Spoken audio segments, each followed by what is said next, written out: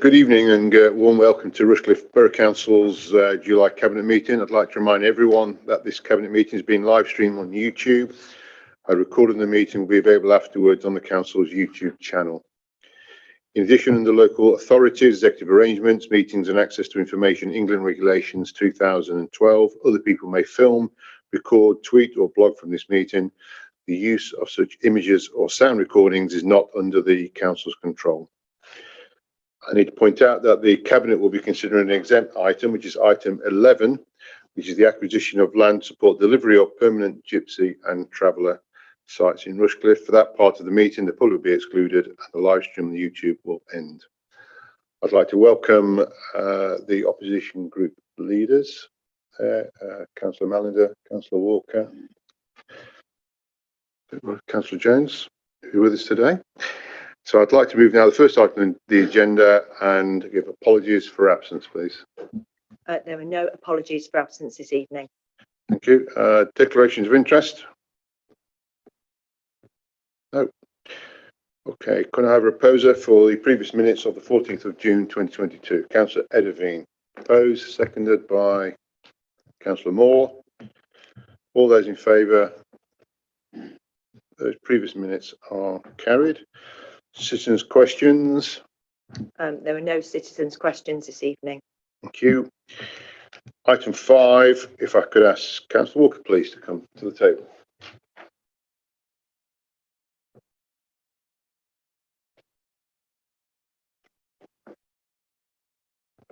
Thank you. Good evening. Good evening.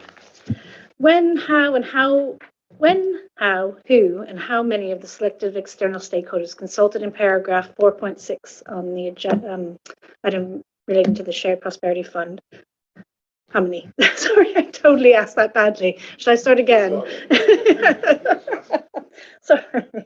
When, how, who, and how many were the selected external stakeholders consulted in paragraph 4.6 of the papers on the Shared Prosperity Fund? Okay. Thank you. Councillor Edderveen. So a wide range of stakeholders were consulted in the weeks leading up to the Strategic Growth Board on July the 4th. Invites were sent out to key groups to attend the Strategic Growth Board meeting, and representatives from 9 of these groups were able to attend. 4 other stakeholder groups were unable to attend, and discussions were held with officers to ascertain their views. Our local MPs have been consulted, and the Strategic Growth Board itself is attended by a number of councillors with cross-party representation. Do you have a supplementary question, please, Councillor Walker? Thank you. Thank you. Will the Cabinet be writing to the government about the representations of the impossible timescales of this kind of particular, the timescales of the Shared Prosperity Fund? Sorry, Councillor. Just clarify the question again. So will the... Yeah, I'm wondering if you'd be able to kind of make a submission about the impossibility of the timescales about this kind of particular fund, because we have to have it done by the 1st of August. 1st of August, don't we? Yeah, and it's quite tight and I think quite impossible. I believe actually representations have been made to the government, and certainly the local government association have made it quite clear to the government that some of the timescales are over prescriptive. Thank you, Councillor Walker.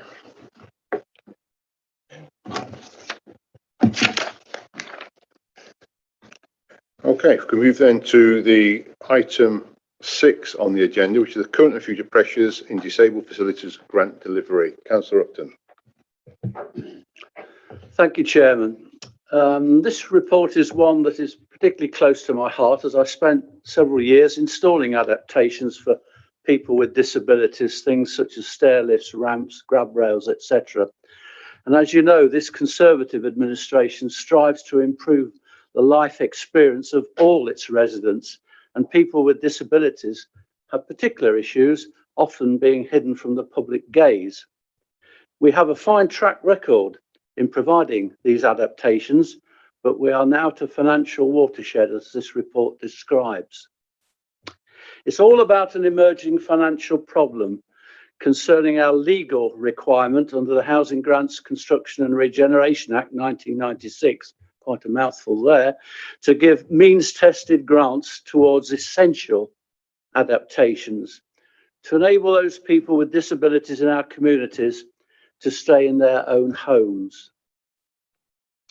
For 2022-23, our budget for these grants is 853,000 or thereabouts, and comprises a national government, and here's another tongue twister, Department for Levelling Up Housing and Communities, or DLUG, allocation towards the cost, which is calculated, I understand, on a set formula and passported it to us through the County Council, and our own financial contribution.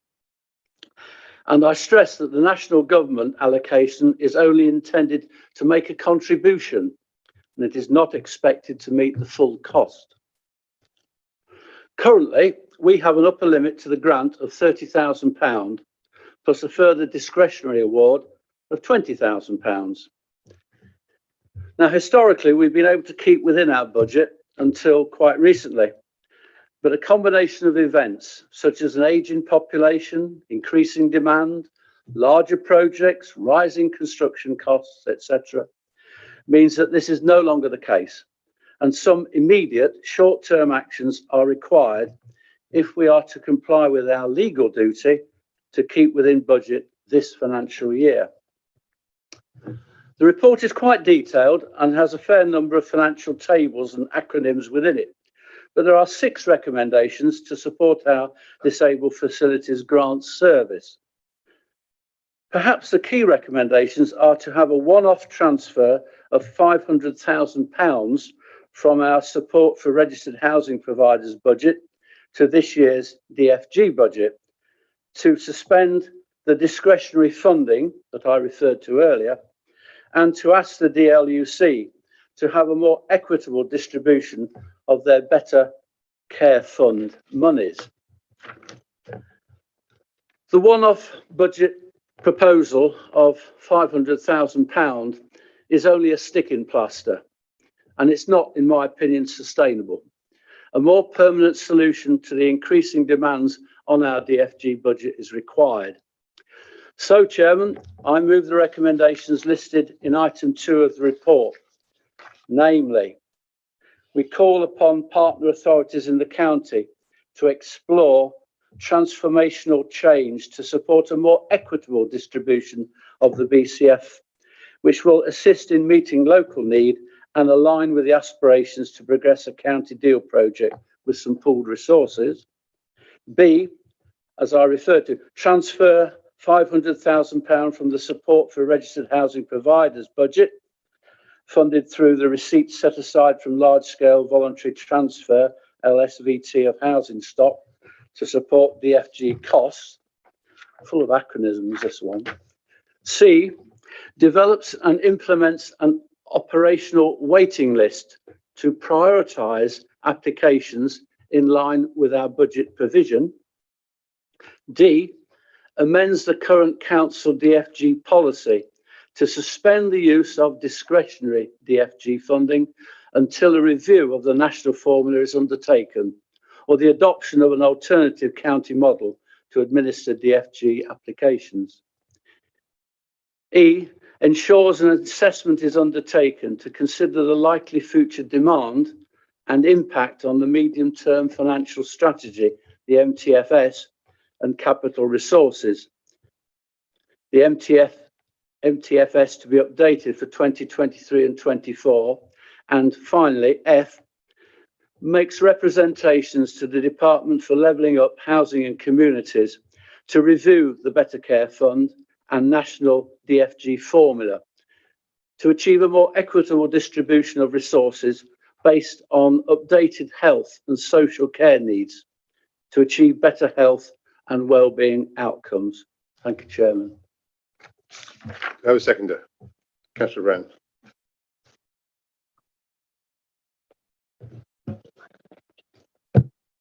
Thank you, Chairman. Yes, I'm very happy to second this paper and these recommendations. Disability can happen to anybody at any time, and many of these people, as Councillor Upton said, are hidden away in our communities, and it's really important that we continue to place an emphasis on trying to do our very best for our residents in terms of providing facilities which help them to live the best life that they can in the most appropriate circumstances that we can provide.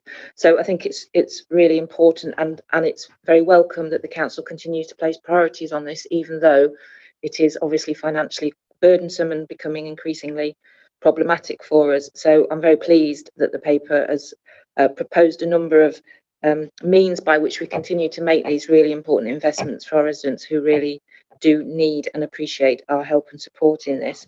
I think Councillor Upton went through this in quite some detail, and it is a detailed paper, so there's no point in me repeating it, but I would just like to say I'll extend my thanks actually to Councillor Upton. I was holding this portfolio before Councillor Upton returned to the Cabinet, and also to the officers for coming up with a combination of recommendations which I think are quite creative, working with other partners, looking for some internal transfers, being creative and innovative in looking at our responses to something that we all recognise is really important. So I think it's a good paper, good recommendations, and I'm happy to second them. Thank you. Any other comments on this paper at all? Councillor Moore? Yeah, it sounds a lot of money, Councillor Upton, but obviously the budget itself isn't altering. All we're doing is moving money across the major budget. And I think that's a very wise thing to do when there is a problem like this. As you say, whether or not it's sustainable for the longer term, I just had a very quick word there with Sarah about it. And I think they're already looking at next year's budgets and the year after budgets and the medium-term financial strategy. What will come of that, I don't know. But I think it's a sensible use of money within an existing budget. And wearing my finance hat, I'm quite comfortable with your recommendation. Thank you. I think when I read this report, one thing that really stands out is the table on table 1 about the budget allocations that you mentioned there, Councillor Upton, isn't it?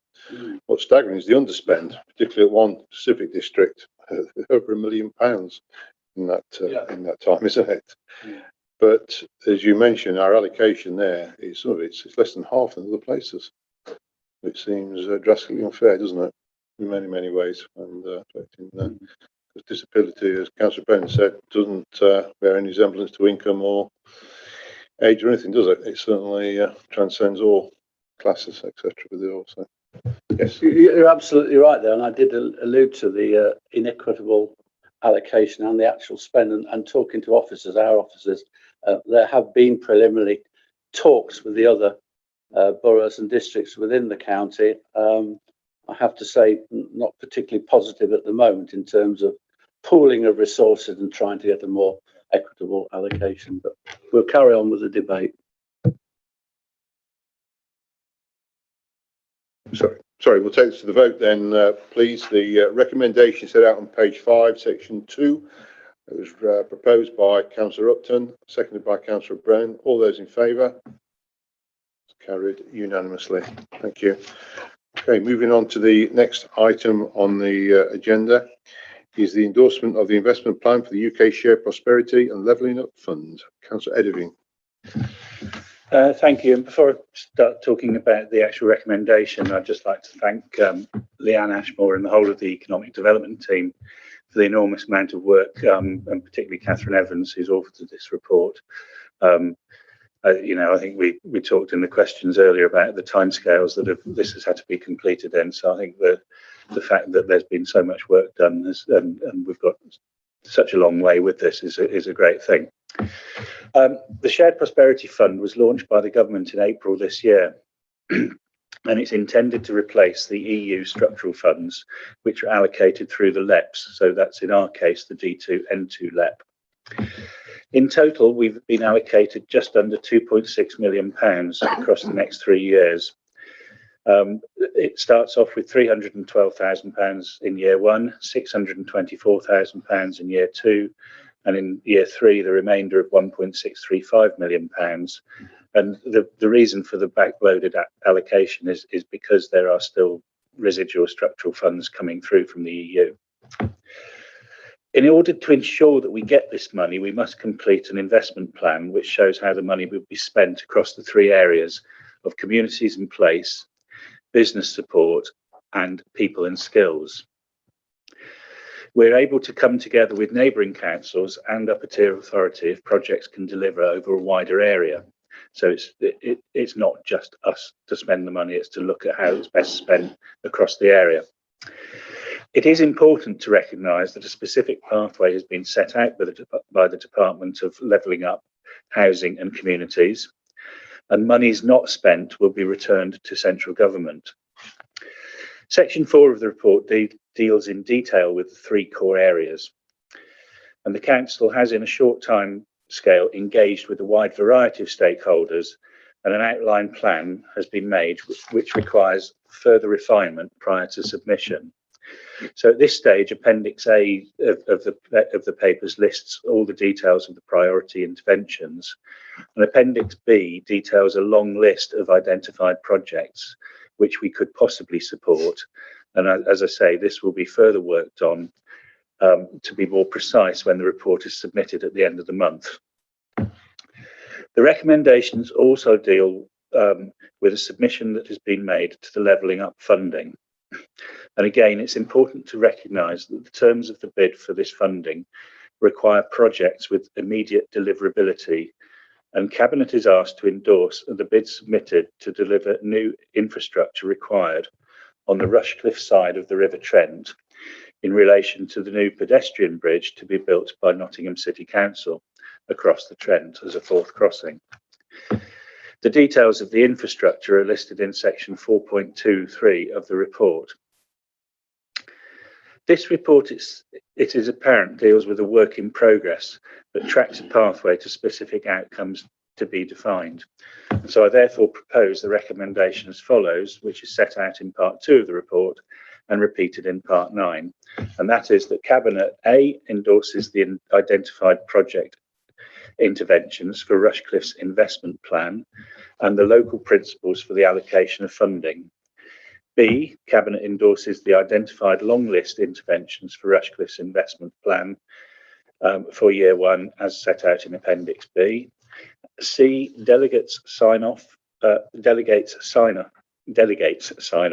the investment plan to the leader, chief executive and section 151 officer, including refinements of projects for year 1 and allocations for year 2 and 3, with both revenue and capital implications reported in future financial reports to Cabinet, and the medium-term financial strategy to full council. And finally, Cabinet endorses D, the submission of the Levelling Up funding bid with the capital programme to be updated accordingly and reported in future financial reports. Okay, thank you. Do you have a seconder for this, please? Councillor Brown. Thank you, Chairman. Really welcome this paper. I think it's great to see government coming good on its commitment to provide areas, regions with replacement for the EU structural funds that have been lost to the areas. And it's really good to see that coming through. It's absolutely right that we must spend it because we don't want to be returning any of it back to the government.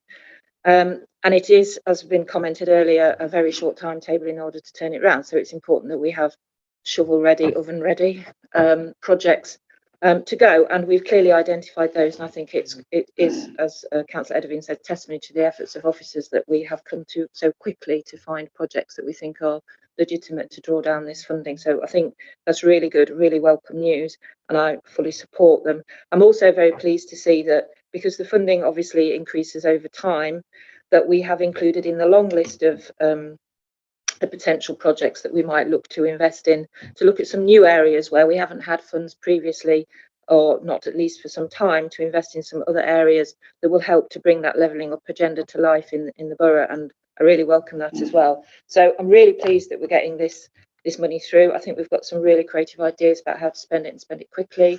I think it's brilliant that we've involved our partners, who all seemed from the workshop the other day equally keen to help and support us in drawing down this money. So I'm very happy to second and endorse the recommendations at paragraph 2. Thank you. Yeah, I'd just like to concur with that. We had the meeting here where we talked to an awful lot of partners, didn't we? And we had very good feedback and some follow-up, and also with the MPs as well that I met last Friday that we shared with. We're very supportive of these proposals going forward.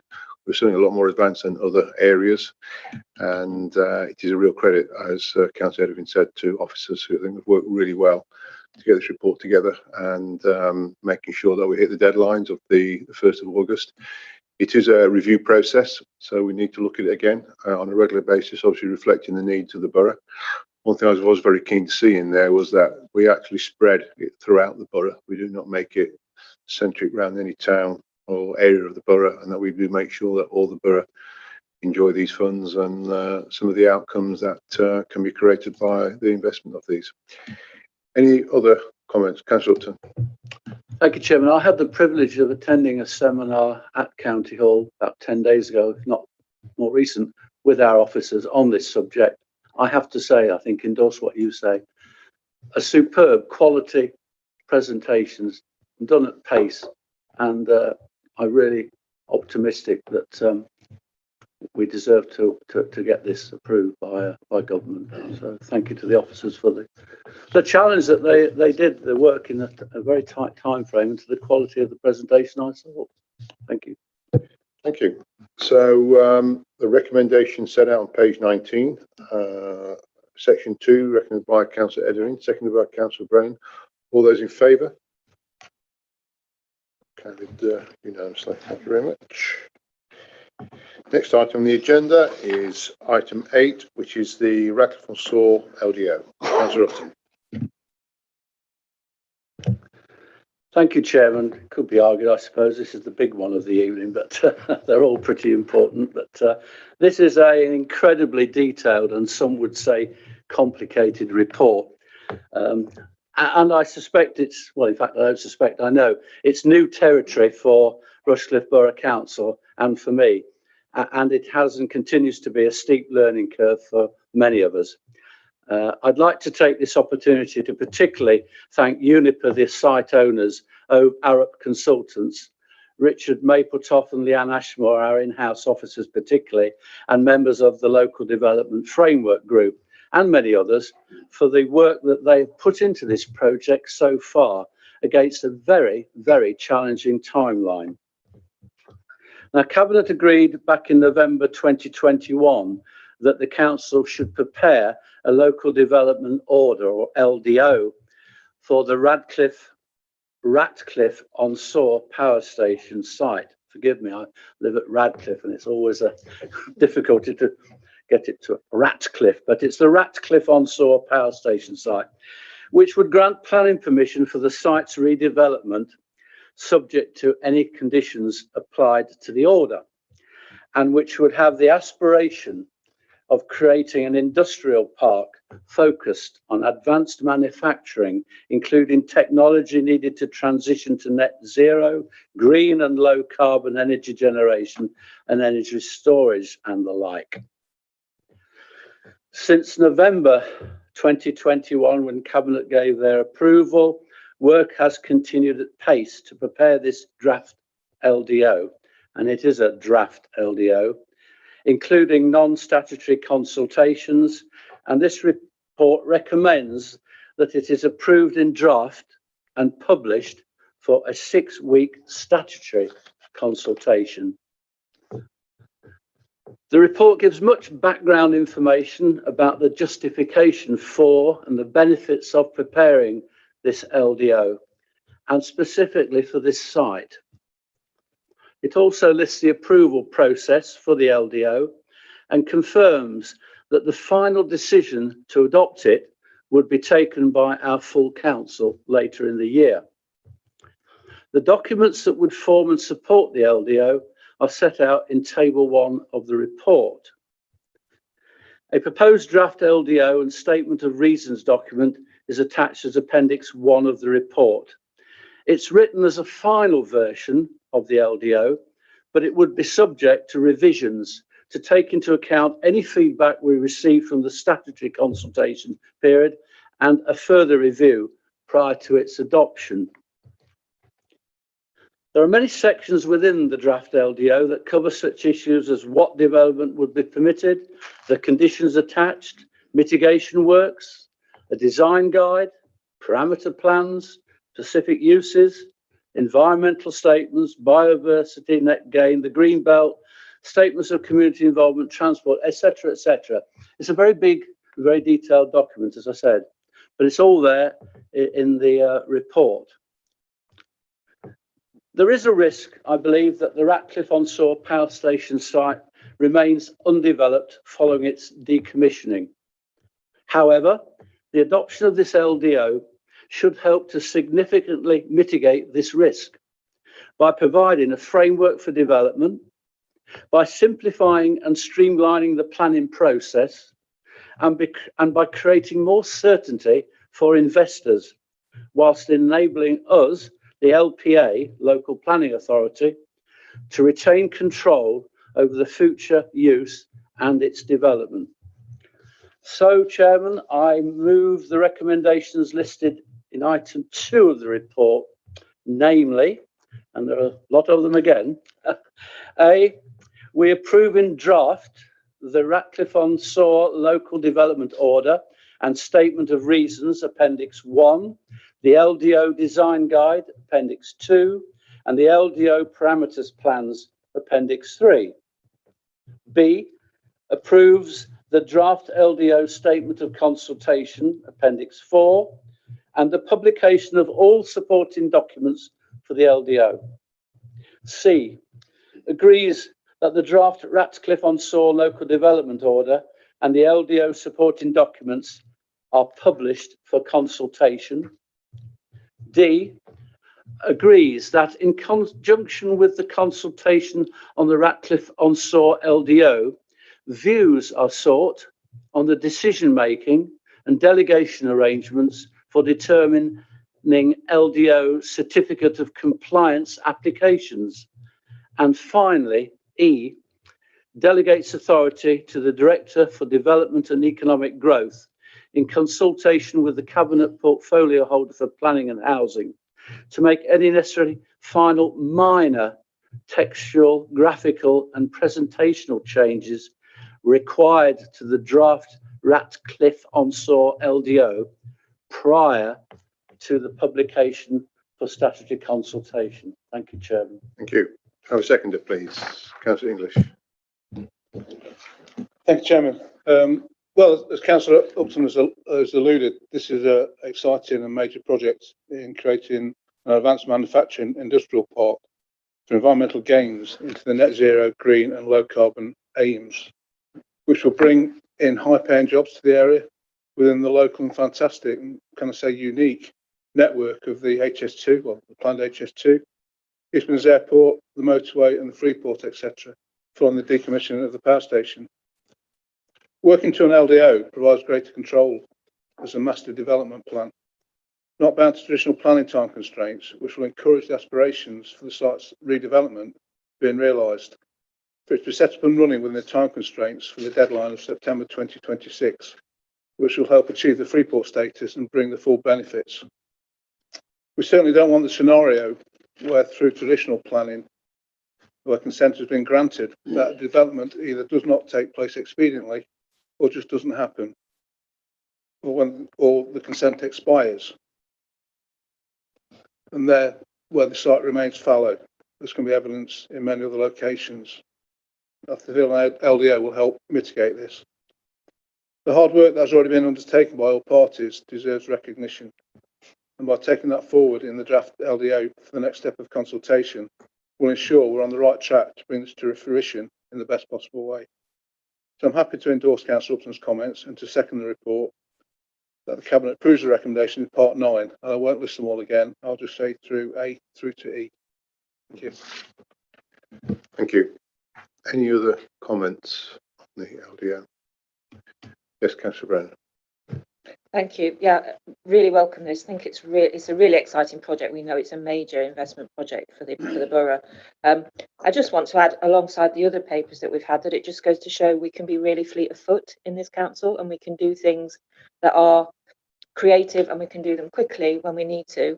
in order to maximise the investment that we're bringing into the patch. So I think it's great, and it will be very interesting when we get through this process to see what we've learned and to see whether these local development orders are something we might be able to use in the future. As has been mentioned a few times, this has got a huge amount of headline now with the Freeport, because effectively the Freeport's got to really start getting its agreements in place for next year, ready to get the build for 2026. So it is very important as a key milestone to get the LDO completed and I'll get the consultation out there. I think it's really important to mention that local people have already got off their say as well. So consultation is a very important part of this, and as we know, it is a sensitive site, but a very, very key strategic site, not only for this borough but for the region and also nationally as well. So it is the first time I think we've ever done this. So I think, as you say, Councillor Brennan, it's been great that we've adapted quickly and supported by members of by councillors on the LDO committee as well, chaired by yourself, Councillor Upton. Yes. Right. So, okay, moving this forward, the recommendations that are set out by Councillor Upton. I'm not going to go through them all, but page 37, section 2, A to E there. All those in favour, we accept those. Good. That's recommended. Thank you very much. Carried. Okay, next item, item 9, revenue and capital outturn for 2021-22. Councillor Moore. Thank you.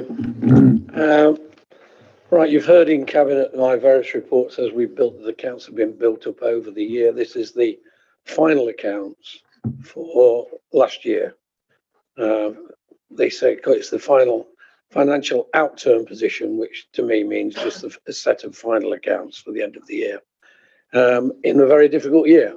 There's been a lot happening in the last year, so it's good to see that we've ended up with a good set of accounts. This final set of accounts shows a good financial position with a surplus of 211,000, having taken into account movements to reserves and the need to carry forward for various capital investments.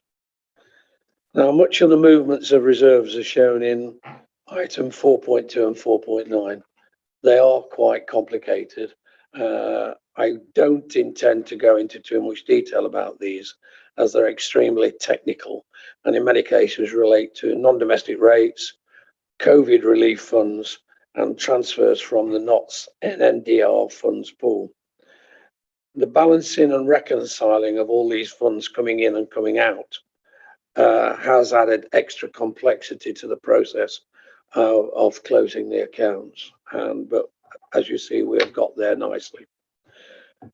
Those transfers, for those who've seen those, the size of those transfers are looking very large, and they're going to be placed in the collection fund reserve, the balance to be released over the next few years to offset the deficit of 3.2 million arising in later years. Further reserve transfers include the vehicle replacement fund, £1 million, utility inflation, 180,000, and 250 for possible future pay increases. Table 2 clearly identifies over the year the main operational variances affecting the revenue budget. You can see the adverse ones. We guessed where they would be. Additional staff in planning, additional staff in depot, often COVID related, grant spending and dealing with grants, and increased vehicle operation costs. The standout favourable variance is 1.2 million increase in planning income, investment income, net grant income and car parking. And that shows to me just how busy everybody's been in the last financial year. Now, having a well-managed budget, which you hear me mention every time, enables the council to make the most of opportunities and manage downside risk. This is highlighted in Appendix E, where we are able to put £845,000 aside to cover issues such as biodiversity, an extra conservation post, part of the cost of Tour of Britain, update to the website, plus many other items, none of which would be easy without a well-managed budget. 2022, 2023 and beyond is going to be challenging, and having a sound financial position will enable us to deal with future challenges. I'd just like to take a couple of minutes to quote something I read from the LGA over the last week. The gathering storm of rising energy prices, high inflation, and projected increase to the national living wage are forcing some councils to rip up budget plans only set 3 months ago. That will not happen to us. These costs, this is the LGA again.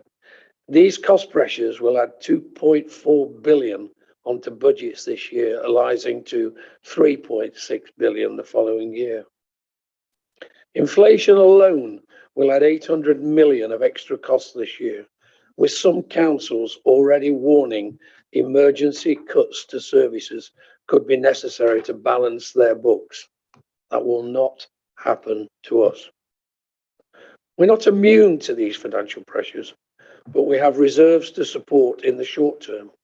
We have no debt, and we have a positive transformation programme to help mitigate risk and enable sensible management, and ensures the council can still deliver excellent service to its residents.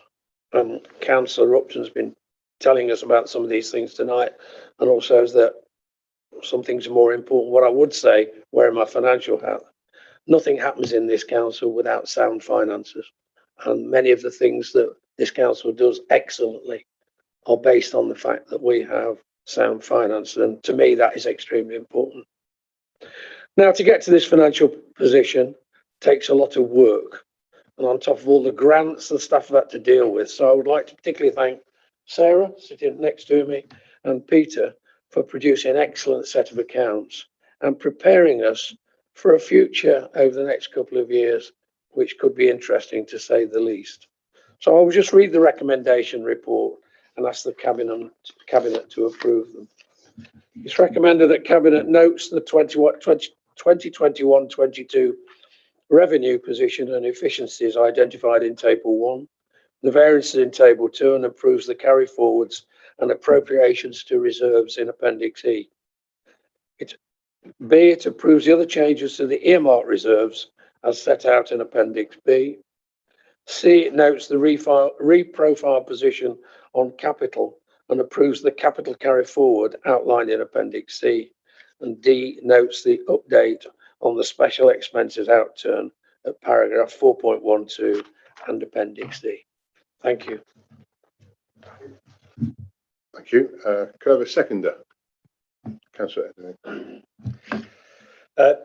Yes, I always find seconding recommendations proposed by Councillor Moore, sort of, what do I say after he's summarised it all so much?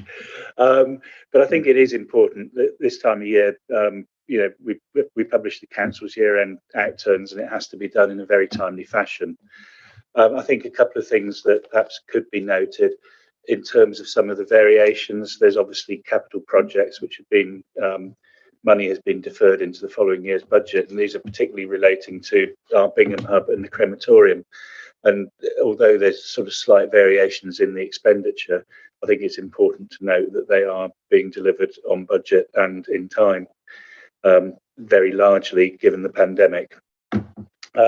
We also made the decision, which is highlighted in the accounts, to move Streetwise in-house this year, and there's promised improvements and savings, and it's important to demonstrate in the future that those outcomes are being achieved, and I look forward to seeing them. So just with those few short comments on it, I'm happy to second the recommendations set out in those pages and outlined by Councillor Moore. Thank you. Yeah, I think one very important part of that, Councillor Moore said, that we're actually debt free, and that's given us that resilience, particularly going into a very difficult time, particularly to absorb these variances and with the changes of the income, particularly profiles. And as you say, the energy costs are going to be substantial. Of course, also employment costs as well, as we reflect inflation, etc. with that. But having the reserves and the finances there to cover this, is saying a lot of councils are going to really struggle at this point. So it's a real testament to thanks Sarah and the team for excellent work. I know we present this, Gordon does 4 times a year, is it? This comes up. 4 times is enough, by the way. But I think the theme is every time is that resilience is fantastic, and every time, whether it's going into the pandemic, coming out of the pandemic, as we are now going into cost of living crisis, it's absolutely essential to keep these finances so robust and resilient. So excellent. Any questions or comments at all? Councillor Upton? I'd just like to make a brief comment, Chairman, that since I joined the council back in 2015, I've heard many financial reports, and they've all been incredibly positive, and I think that's great to hear, and something we should be very proud of in the financial situations that we've travelled through and what we are facing. My only point I would make is that I'd flag up that we should be determined to ring fence our current financial strengths against anybody that would come knocking at our door with a change in local government organisations and try to not level up but level us down in our finances. I, for one, would bitterly oppose any such scheme, but thank you for what you're doing. Maybe in a future cabinet meeting we'll take a vote on that, shall we? We'll agree with your comments. But right now we'll take a vote on the recommendations as put forward by Councillor Moore, seconded by Councillor Edvin. All those in favour? Carried unanimously. At this point, for item 10, if you bear with me, I need to make an announcement, and that is to move that Regulation 21(1)B of the Local Authorities Executive Arrangements, Access to Information England Regulations 2000, the public be excluded from the meeting for the following items of business on the grounds that they involve the likely disclosure of exempt information as defined in paragraph 3 of Part 1 of Schedule 12A of the Local Government Act 1972. I've said that a few times now. I should remember it, shouldn't I? So we could pause the recording